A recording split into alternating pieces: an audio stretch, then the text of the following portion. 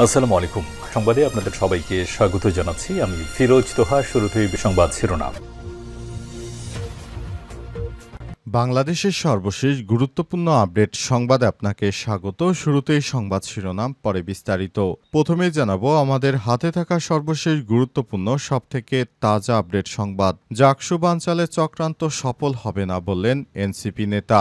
জাকসু বানচালে চক্রান্ত সফল হবে না বলে মন্তব্য করেছেন জাতীয় নাগরিক পার্টি এনসিপির কেন্দ্রীয় যুগ্ম সদস্য সচিব জয়নাল আবেদীন শিশির। আজ নিজের ভেরিফাইড ফেসবুক আইডিতে দেয়া এক পোস্টে তিনি এই মন্তব্য করেছেন। তিনি বলেন, বিএনপি যে চক্রান্ত শুরু করেছে তা এদেশের জনগণ মানবে না।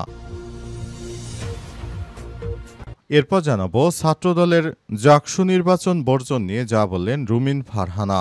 বিএনপির আন্তর্জাতিক বিষয়ক সম্পাদক রুমিন ফারহানা বলেছেন, সারাদিন ধরে জাকসু নির্বাচন নিয়ে আলাপ হয়েছে, মুহূর্তে মুহূর্তে খবরের আপডেট এসেছে। আমরা দেখেছি ছাত্রদলের প্যানেলে যারা ছিল তারা সংবাদ সম্মেলন করেছে, যারা শিবিরের প্যানেলে তারাও সংবাদ সম্মেলন করেছে। কিন্তু প্রকৃতপক্ষে তিনি যে বিষয়টি নিয়ে আলাপ করেছেন সেটা হচ্ছে বিএনপি ক্ষমতায় যেতে পারবে না, তাই নির্বাচন বানচালের চেষ্টা করছে।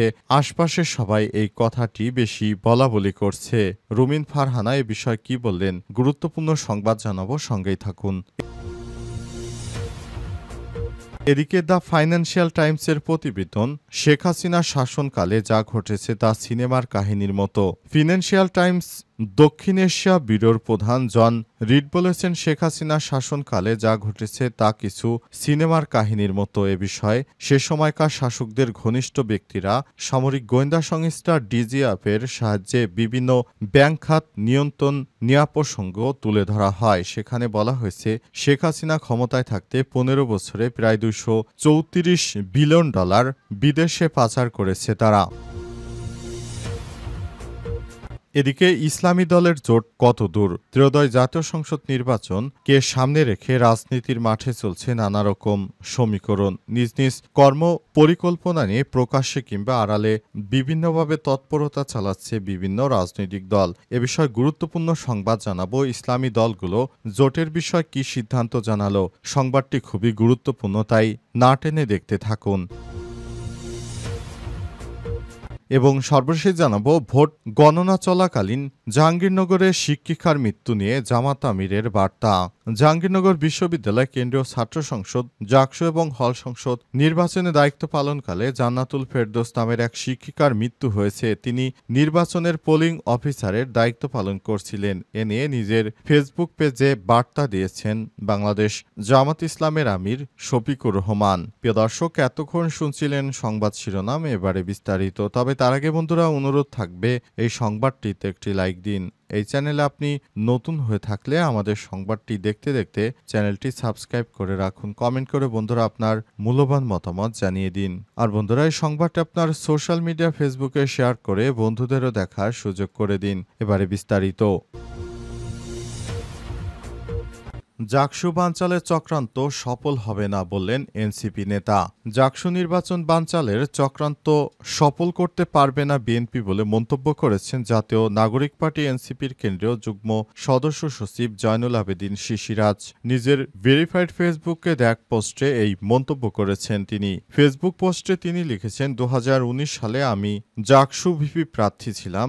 জাকসু আমাদের প্রাণের দাবি। জাকসু বানচালের চক্রান্ত সফল হবে না ইনশাল্লাহ। মাওলানা ভাসানী হলের গেস্ট রুমে সংবাদ সম্মেলন করে জাকসু নির্বাচন বর্জনের ঘোষণা দিয়েছে বিএনপির ছাত্রদল সমর্থিত জিএস প্রার্থী তানজিলা হুসাইন বৈশাখী। তিনি অভিযোগ করে বলেছেন, আমরা জানতাম এই নির্বাচনটি হবে পাতানো। তাজউদ্দিন হলের ভোটার লিস্টে ছবি নেই, তাই 2 ঘন্টা নির্বাচন বন্ধ ছিল। 21 নং হলে মব সৃষ্টি করা হয়েছিল, এর পেছনে ছিল ছাত্র শিবির। জাহানারা ইমাম হলে মব সৃষ্টি করা হয়েছে, মেঘলার কারচুপির কারণে নির্বাচন বন্ধ ছিল। মেয়েদের হলে আইডি কার্ড চেঞ্জ করে একই মেয়ে বারবার ভোট দেওয়ার পরও প্রশাসন কিছু বলেনি ভোট কারচুপির অভিযোগে, তাই আমরা নির্বাচন বর্জন করলাম বলে জানান তারা সংবাদ সম্মেলনে। তিনি অভিযোগ করে বলেছেন, অধিকাংশ ভোট কেন্দ্রে অমুসলিমীয় কালি ব্যবহার করা হয়নি। এক্ষেত্রে একজন ভোটার একাধিক ভোট দিতে পারেন। একটি হলে এই প্যানেলের সহসভাপতি ভিপি প্রার্থীকে ঢুকতে দেয়া হয়নি। ছাত্রদলের জাকসু নির্বাচন বর্জন নিয়ে যা বললেন রুমিন ফারহানা। বিএনপির সহ আন্তর্জাতিক বিষয়ক সম্পাদক রুমিন ফারহানা বলেছেন, সারাদিন ধরে জাকসু নির্বাচন নিয়ে আলাপ হয়েছে, মুহূর্তে মুহূর্তে খবরের আপডেট এসেছে। আমরা দেখেছি ছাত্রদলের প্যানেলে যারা ছিল তারা সংবাদ সম্মেলন করেছে, যারা শিবিরের প্যানেল তারাও সংবাদ সম্মেলন করেছে। এর বাইরে যারা হল থেকে প্রার্থী হয়েছেন তারাও বিভিন্ন সময় মিডিয়ার সঙ্গে কথা বলেছেন। ৩ জন শিক্ষক এই নির্বাচনটিকে বর্জন করেছে। তারা প্রত্যেকেই একই ধরনের কথা বলেছেন, কারচুপি হয়েছে।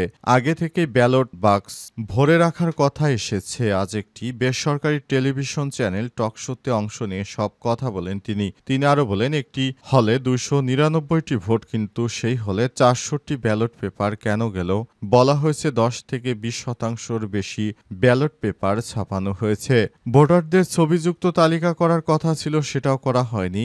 যে যার মতো যেমন খুশি ভোট দিয়েছে, আসতে পেরেছে। প্রার্থীরা সন্দেহ করেছে, প্যানেলগুলো সন্দেহ করেছে যারা আসলে ভোটার নন তারাও এই নির্বাচনে ভোট দেওয়ার সুযোগ পেয়েছেন। বিএনপির এই নেত্রী আরও বলেন, কেবলমাত্র ছাত্রদল নয়, এই জন্য যেই প্যানেল আছে তারাও এই ভোট পাচ্ছে। পরিচ্ছন্নতা এবং প্রশাসন তার দায়িত্ব সঠিকভাবে পালন করছেন এমনটি মনে করছে না। সেদিক থেকে বিএনপি এই নির্বাচন বর্জনের কারণটা কি সেটা কিন্তু খুব স্পষ্টভাবে উল্লেখ করেছে। সেই কারণ গ্রহণ করা বা সেই কারণকে অজুহাত হিসেবে দেখানো সেটা একেবারেই মানুষের বিচার।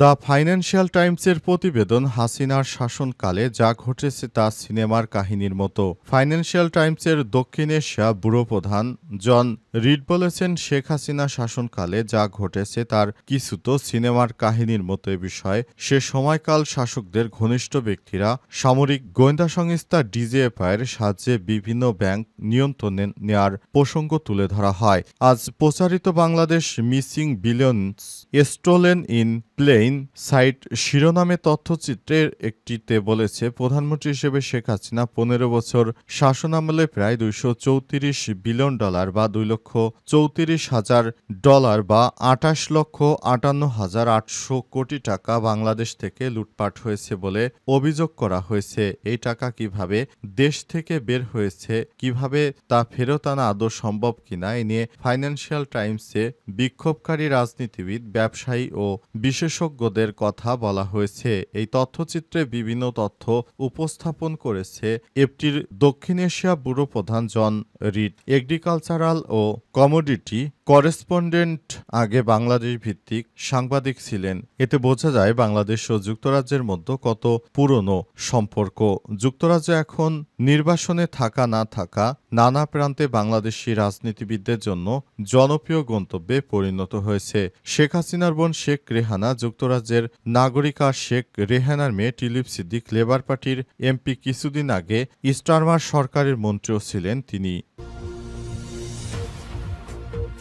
ইসলামী দলের জোট কত দূর? ত্রয়োদশ জাতীয় সংসদ নির্বাচন। ত্রয়োদশ সংসদ নির্বাচনকে সামনে রেখে রাজনীতির মাঠে চলছে নানা রকম সমীকরণ। নিজ নিজ কর্মপরিকল্পনা নিয়ে প্রকাশ্যে কিংবা আড়ালে তৎপরতা চালাচ্ছে বিভিন্ন রাজনৈতিক দল। এরই মাঝে ইসলামিক দলগুলোর মধ্যে একটি নতুন ঐক্য হতে পারে এমনটা জানা গিয়েছিল। তবে আল্লামা মামুনুল হকের দলের এক নেতা জামাত ইসলামকে নিয়ে একটি বিরূপ মন্তব্য করার পর তাদের মধ্যে আর জোটের বিষয়ে এগিয়ে যায়নি। তবে অবশেষে বেশ কিছুদিন ধরে মামুনুল হকের বিভিন্ন অনুষ্ঠানে কথাবার্তায় যা বোঝা যাচ্ছে এবং জামাত ইসলাম ও চরমোনাই পীরের পক্ষ থেকে যে কথাবার্তা বলা হচ্ছে এতে স্পষ্ট হওয়া যাচ্ছে আগামীতে নির্বাচনে ইসলামী মতাদর্শের যারা রয়েছেন তারা বড় একটি জোট গঠন করতে চলেছেন। এই জোটের মাধ্যমে আগামীতে তারা সমস্ত ইসলামী দলগুলো বিএনপির বিরুদ্ধে এককভাবে লড়বে। তারা সমস্ত রাজনৈতিক দল একসঙ্গে জোট গঠন করে এই জোটের মাধ্যমে মূলত তারা নতুনভাবে সবকিছু করতে চায়। এর জন্য সব ধরনের প্রস্তুতি নিতে শুরু করেছে বলে এমনটা জানা গেছে।